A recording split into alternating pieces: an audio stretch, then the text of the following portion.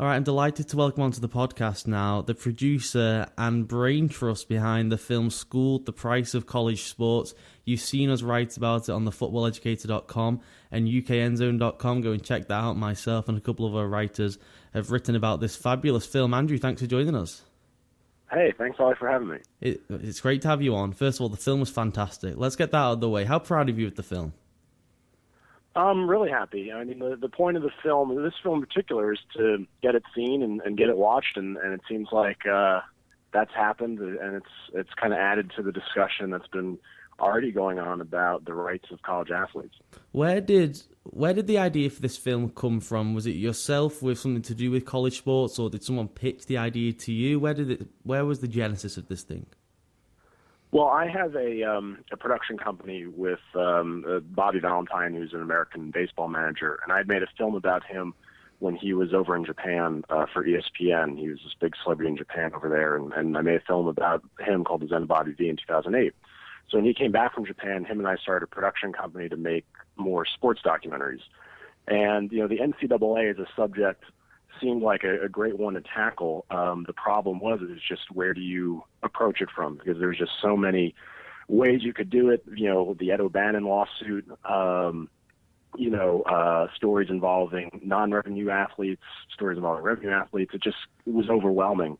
And it wasn't until I read Taylor Branch's article in The Atlantic called The Shame of College Sports in October 2011 where the light bulb went off, and I said, this is how you do it, because Taylor is a civil rights scholar, had nothing to do with college athletics, approached it from a civil rights standpoint, and really just looked at college sports through the prism of the rights of these athletes, and are they being addressed? And so, that seemed like the logical way to go, and I immediately tried to find a way to contact Taylor, being I didn't know him, and actually I saw he was on Twitter, so I reached out to him that way, and we started dialogue, and by January 2012, we started shooting. Something that I think is really apt with this film, where it is now, because it's out there on Netflix in America for people who do not know and have a Netflix subscription, also available on Amazon, and I really recommend people go out and get it either here in the UK or, of course, in America as well. That now it's getting this extra, and it's garnered some more publicity with some of the lawsuits and the unionization that could be going on, Andrew. And so people are now seeing this film this January, this February, and at the end of the film, you've got a focus on Jabari Parker, Andrew Wiggins, and we've got March Madness coming up, which I think will then show off all of the inherent issues with the student athlete and college football of what you try to bring out in the film.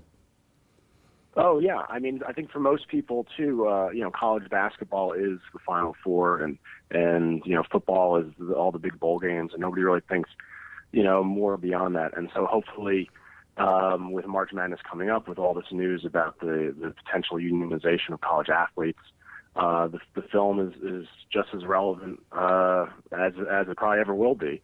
But yeah, it's available, like you said, on Netflix and Amazon. The film originally broadcast on Epix, which is a recently created pay cable channel here in the States from Viacom, so Paramount Studios, Lionsgate, and MGM. So they put it on TV in October. It's on iTunes. It's on DVD. And yeah, it's online now. So fortunately, there's ample ways for folks to check it out. So was it last March Madness or the one the year before, when you're editing the film up in your office, I believe, you look out of the window and you see a huge Coke Zero sign, and it says something about continuing the madness with Coke or something. Coke's getting paid from that. The NCAA is getting paid from that. And guys like, I don't know who's in that draft then, would it be Anthony Davis or Victor Oladipo, depending on the year? Those guys that are the stars aren't the ones getting paid. Right, yeah, that was actually last spring. We edited the film from January 2013 until about July 2013. So we had an office in Midtown Manhattan, and we looked out the window, and on Broadway there's this big Coke billboard for the March Madness tournament. And yeah, I mean, that's, to me, and again, I'm basically an outsider to this whole system. I was coming to it pretty fresh and was trying to come at it devoid of any sort of presumptions or pre-drawn conclusions. And like you said, if everybody else is getting rich, that's kind of where I think the system really breaks down, and how you really can't with a straight face say that these guys are truly amateurs when they're generating billions of dollars for all of the organizations, institutions, and companies that exist in this college sports ecosystem. So you say you came out with a fresh angle, not knowing too much. What was your main thing that either shocked you or you took away from some of the different people you interviewed? I thought the Arian Foster stuff really stood out, that he was willing to go on camera and say, yeah, I took this money and all that. And then I thought when you have the man who came up with the term student athlete now doing a presentation against the word and, you know, going to the complete other side of amateurism, I thought those two things stood out for me.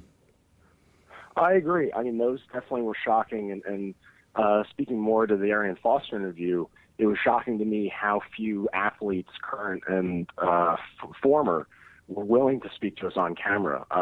One of our producers is Dominic Foxworth. He's the current president of the NFL Players Union. And I figured having him a part of our team would certainly make it easier for us to get interviews with football players and if not other athletes. And that was the, I'd say, single most difficult part of this whole process of making the film, because guys, you know, there's just this culture of fear that these athletes don't want to step out of line. They don't want to do anything that could jeopardize their career in the NFL if they're still in college. And even after they're out of college, they kind of have this fear of ruffling feathers with their coaches or the universities, that should they ever want to go back and try and get a coaching job. So it was shocking how hard it was to get guys to speak to us. And when Arian Foster finally agreed, we saw a video of him on YouTube actually talking about the NCAA. So we were able to get in touch with his representation, and we set up an interview with him last offseason in Houston. And we really weren't expecting what he was going to say, and ultimately it led to a 4-hour interview, which culminated in him telling us that he was paid his senior year at Tennessee. But yeah, and I think now with Northwestern, it's encouraging, because I think the only way the system is going to change is to get current athletes and former guys like Arian Foster to step up and confront the reality of the situation. And I think that another shocking thing was, you know, a lot of the details that Arian told us about his college experience, guys selling drugs to get money, guys who would take their stipend checks to cover their meals and housing and send that home to their families to provide basically for their family members at home. Guys who he said his freshman year, he told us a story that didn't make the film about teammates who were suicidal because they were the first members of their family to attend college. So there was a lot of pressure coming from that angle. There was a pressure of trying to keep up academically because they necessarily weren't the best students. And there's also a pressure to perform on the field.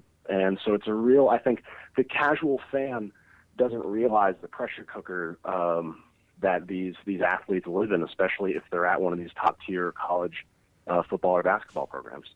And so I've been writing and broadcasting about college sports now for a few years, and the one thing that even stood out to me, and I've been speaking to coaches now for some time, when James Franklin sits down and they go through their itinerary for the day, and I mean, they are like 6 o'clock till 2 a.m. in the morning, that's their life, and they have no time to do anything.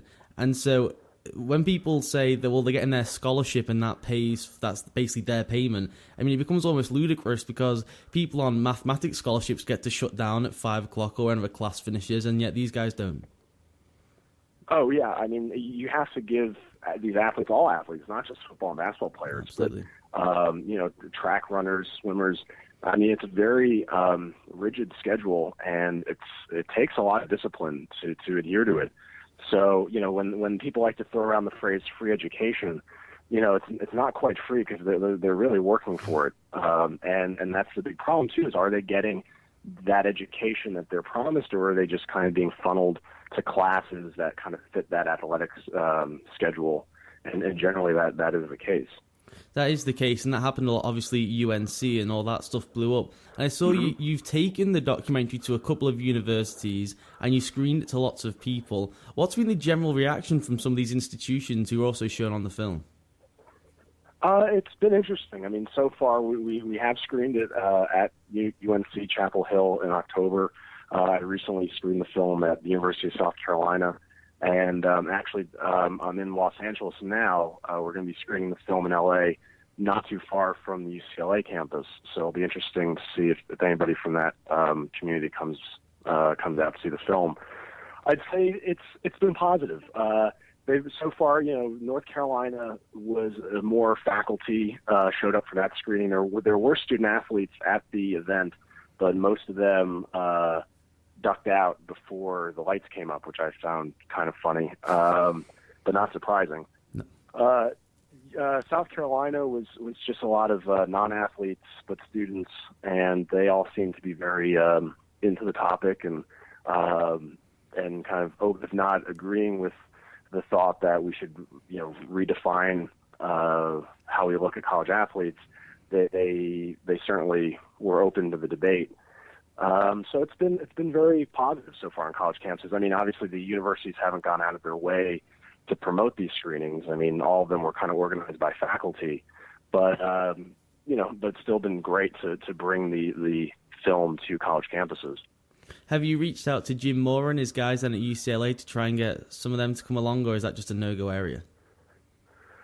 Well, it was tough. I mean, to answer your question, no, because really when we filmed at UCLA, it was we had to circumvent the traditional, ask the athletic department this, that, and the other because we knew that we were just going to get shot down.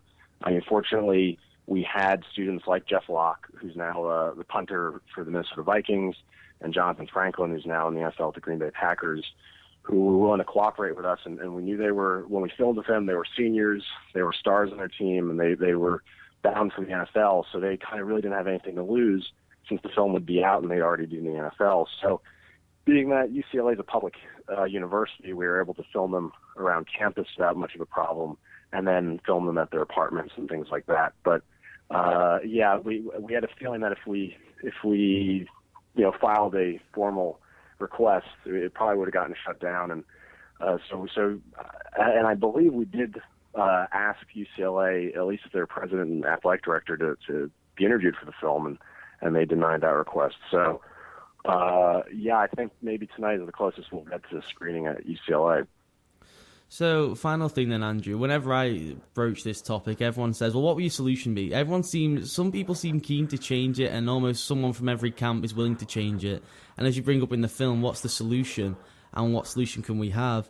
I mean, there's the paying the athletes, and there's the sort of example of you pay them all a set amount, and then they either buy their education out of that instead of having the scholarship, or just letting them turn pro straight away. Seeing as you came at this fresh, what is now your take on where they should move this thing? Well, I think the conversation that's being had now due to Kane Coulter and the Northwestern football players is a really good one, because they're also being that whole thing is being coordinated by this guy Ramogi Huma, who runs this college athlete advocacy group. And basically, what they're saying is it's not about the whole talk about paying athletes. I think is a sexy topic that the media loves to have, because it sounds foreign to a lot of people. It's controversial, and so that's always comes up. As the next step, paying athletes. But like the guys at Northwestern are saying, they're not necessarily looking for pay. They're looking for health coverage. That if they get hurt while they're playing for the Northwestern University, that those medical expenses should be covered. That if a guy is running back gets tackled and blows out his knee, he's going to have medical expenses for the rest of his life. And will the university help him with those? And as of right now, the answer is no. I think the other question is the education. If these universities claim that they're offering these guys a invaluable opportunity in getting a top class education, then that should be backed up. And I think there could be a lot more done by the universities to ensure that these athletes are receiving the education that they're promised. So there's been talk about putting money in a trust fund that would allow athletes to come back to school, to graduate, or to be full-time students without having to be encumbered by the athletic schedule, stuff like that. I think sounds great. And I think ultimately that's what you have to address, just like Taylor Branch said in the article that kind of started this whole process for me. You have to address the right to the athletes first before we can talk about anything else, including compensation. So what do you think of my idea then, Andrew, that these guys should be able to forge a pro career. But if the university supposedly and the NCAA is so worried about these guys and their education, how about they can put their name, and if they're good enough and they've been touted by scouts for pro drafts, but yet they don't leave the school or institution until they get their degree. So, for example, Connolly would be eligible for the NFL draft last year. He could go number 2 overall, but he doesn't go and play professional football till he's finished his studies at South Carolina. Yeah, I mean that would seem to make sense. I guess the issue there is, what protections does he have if he's injured while playing for South Carolina? Because I think that's the scary thing is that these guys, and the reason why a lot of guys leave the college ranks as soon as they can go to the NFL or the NBA, is that fear of, if I get injured, all this stuff goes down the drain. So yeah, I mean. The problem there, I think, is just the coordination between the NFL, the NBA, the NCAA, because everybody knows that the NCAA exists as a feeder system, but for many reasons, one of which I think being taxes, nobody really wants to admit that the NCAA is a minor league. So, and I think that's the big issue here is once we start. The NCAA has been walking a very fine line, and that's kind of where this whole student-athlete term comes from, of defining what these athletes actually are and what their purpose is on campus. I think as soon as that teeters a bit, and all of a sudden, these guys are here to be athletes first and students second, then, all this tax implication and the whole system changes. So, yeah, I mean, I think it's a great idea. It's probably, as of right now, could be just as likely to happen as any other idea out there. Yeah, my theory just being that, I don't want them to play their senior or whatever, just they stay until they get it. And then, we can really see if they care about the education, Andrew, and that would be in my theory as well. One last... Yeah, I agree. And I think there should be, that education should always be there. Whether those guys, if they put in their time at the universities, I agree that they should always be allowed to come back and get that education. So are you making any more films this year, or is it still promoting Schooled? Yeah, actually going to do another film with Epics, probably going to start pre-production this spring. So I can't talk about it now, but if you follow me on Twitter, I'm sure you'll see the updates in the next few weeks. But that'll be sports-related as well, and we'll also have a little bit more of an international bent. I mean, the other films that I've produced recently that are on Netflix is Ball Player Pelotero, which is a film about Dominican baseball and the whole system that has kind of been created by Major League Baseball to cultivate talent in the Dominican Republic.